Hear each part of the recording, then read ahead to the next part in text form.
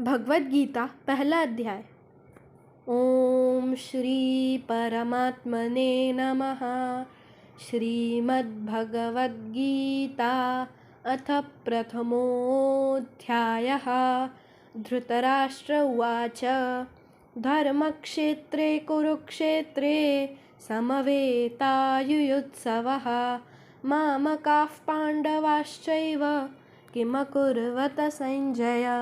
संजय उवाच दृष्ट्वा तु पाण्डवानीकं व्यूढं दुर्योधनस्तदा आचार्यमुपसंगम्य राजा वचनमब्रवीत् पश्यैतां पाण्डुपुत्राणाम् आचार्यमहतीं च मूं व्यूढां द्रुपदपुत्रेण तव शिष्येण धीमता। अत्र शूरा महेश्वासा भीमार्जुनसमायुधि युयुधानो विराटश्च द्रुपदश्च महारथः दृष्टकेतुश्चेकितानः काशीराजश्च वीर्यवान् पुरुजित्कुन्तिभोजश्च शैब्यश्च नरपुङ्गवः युधामन्युश्च विक्रान्त उत्तमौजाश्च वीर्यवान् सौभद्रो द्रौपदेयाश्च सर्व एव महारथाः।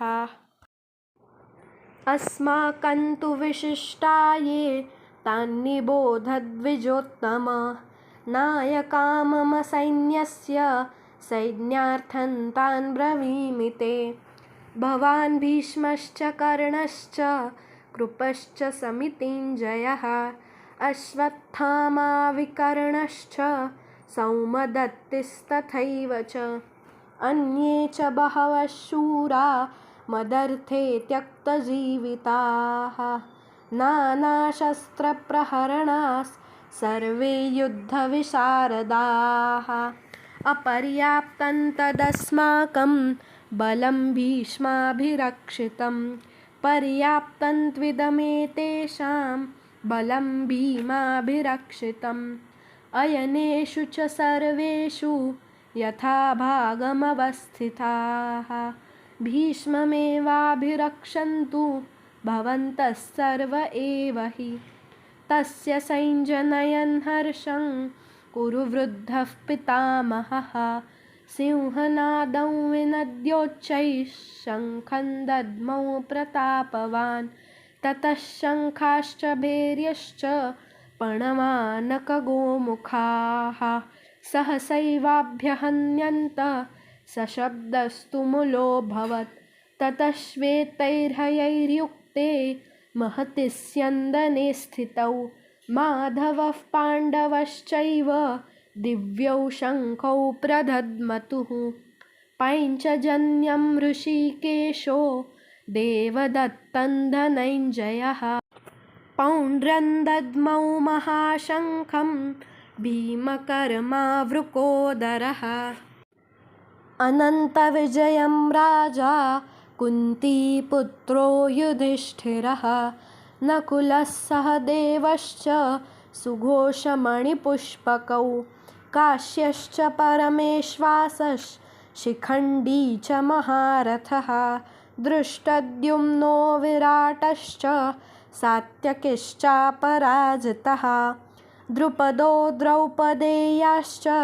सर्वशः पृथिवीपते सौभद्रश्च महाबाहुश्च शङ्खान् दद्मुः पृथक् पृथक् सघोषोधार्तराष्ट्राणां हृदयानि व्यदारयत् नभश्च पृथिवीं चैव तुमुलो व्यनुनादयन् अथ व्यवस्थितान् दृष्ट्वा धार्तराष्ट्रान् कपिध्वजः प्रवृत्ते शस्त्रसम्पाते धनुरुद्यम्य पाण्डवः ऋषिकेशं तदा वाक्यम् इदमाह महीपते अर्जुन उवाच सेनयोरुभयोर्मध्ये रथं स्थापयमेच्युत यावदेतान्निरीक्षेऽहं योद्धुकामानवस्थितान् कैर्मया सह योद्धव्यम् अस्मिन् रणसमुद्यमे।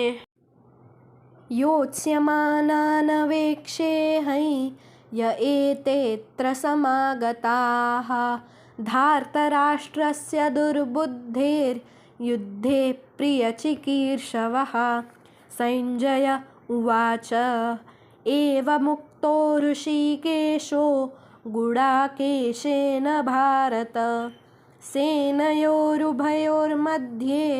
स्थापयित्वा रथोत्तमम् भीष्मद्रोणप्रमुखतः सर्वेषां च महीक्षिताम् उवाच पार्थ पश्यैतान् समवेतान् कुरूनिति।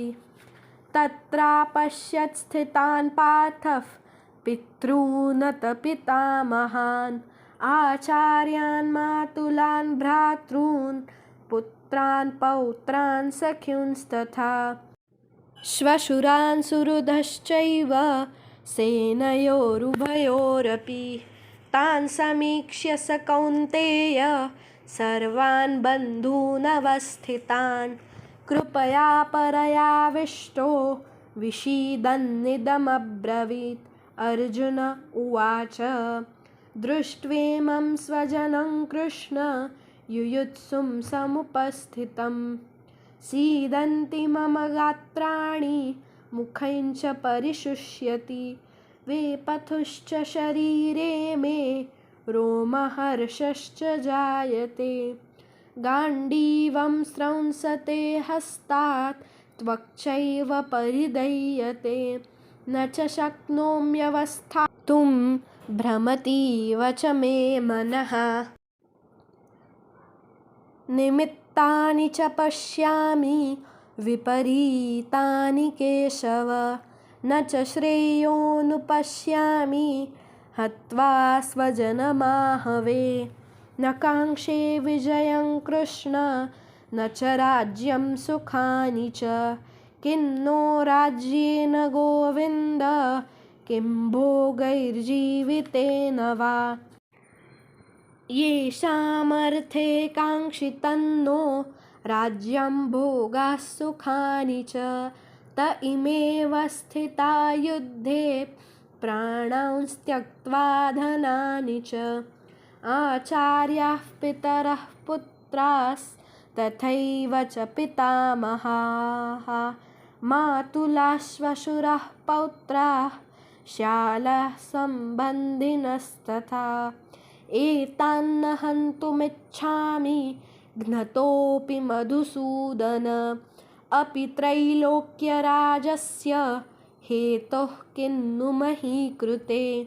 निहत्य धार्तराष्ट्रान् का प्रीतिः स्या जनार्दन पापमेवाश्रयेदस्मान् हत्वैतानाततायिनः। तस्मान्नार्हा वयं हन्तुं धार्तराष्ट्रान् स्वबान्धवान् स्वजनं हि कथं हत्वा सुखिनः स्याम माधव। यद्यप्येतेन पश्यन्ति लोभोपहतचेतसः कुलक्षयकृतं दोषं मित्रद्रोहे च पातकम् कथं न ज्ञेयमस्माभिः पापादस्मान्निवर्तितुं कुलक्षयकृतं दोषं प्रपश्यद्भिर्जनार्दन। कुलक्षये प्रणश्यन्ति कुलधर्माः सनातनाः धर्मे नष्टे कुलं कृत्स्नम् अधर्मोऽभिभवत्युत। अधर्माभिभवात् कृष्ण प्रदुष्यन्ति कुलस्त्रियः स्त्रीषु दुष्टासु वार्ष्णेय जायते वर्णसङ्करः। सङ्करो नरकायैव कुलघ्नानां कुलस्य च पतन्ति पितरो ह्येषां लुप्तपिण्डोदकक्रियाः। दोषैरेतैः कुलघ्नानां वर्णसङ्करकारकैः उत्साद्यन्ते जातिधर्माः कुलधर्माश्च शाश्वताः। उत्सन्नकुलधर्माणां मनुष्याणां जनार्दन नरके नियतं वासो भवतीत्यनुशुश्रुम।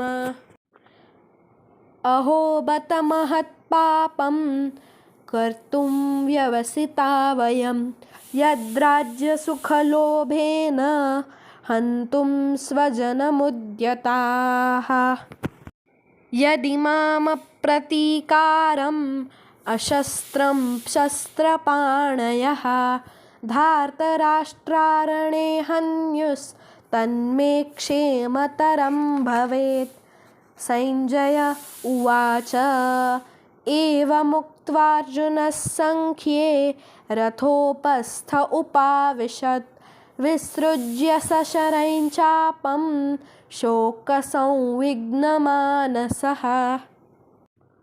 ॐ तत्सदिति श्रीमद्भगवद्गीतासु उपनिषत्सु ब्रह्मविद्यायां योगशास्त्रे श्रीकृष्णार्जुनसंवादे अर्जुनविषादयोगो नाम प्रथमोऽध्यायः।